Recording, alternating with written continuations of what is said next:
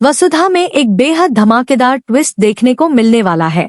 जी हाँ, आने वाले एपिसोड में आप देखेंगे कि चंद्रिका गुस्से में वसु पर आरोप लगाते हुए कहेगी कि तुमने इस घर की मालकिन बनने की चाह में हमारे बेटे की जिंदगी तबाह कर दी।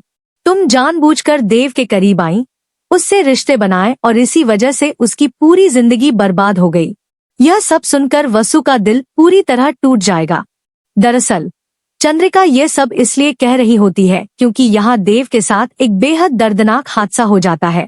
असल में कहानी में होता ये है कि देव चंद्रिका का ड्राइवर बन जाता है और उसे लेने के लिए घर पहुँचता है, लेकिन चंद्रिका उसके साथ जाने से मना कर देती है और साफ कह देती है कि हम तुम्हें नौकरी पर नहीं रख सकते।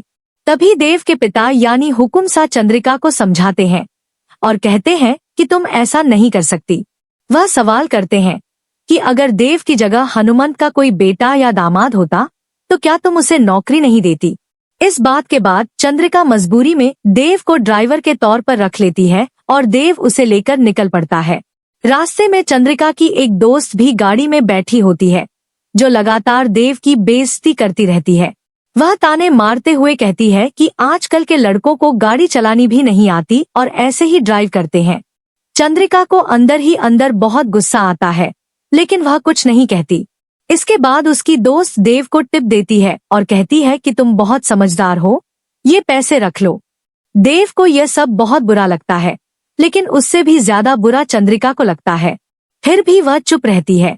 मीटिंग खत्म होने के बाद जब सभी लोग वापस घर लौट रहे होते हैं, तभी करणवीर सिंह को पता चल जाता है कि देव कंपनी में ड्राइवर बनकर पहुंचा है। इसी बात से नाराज होकर वह रास्ते में एक आदमी को जानबूझकर देव की गाड़ी से टकरवा देता है।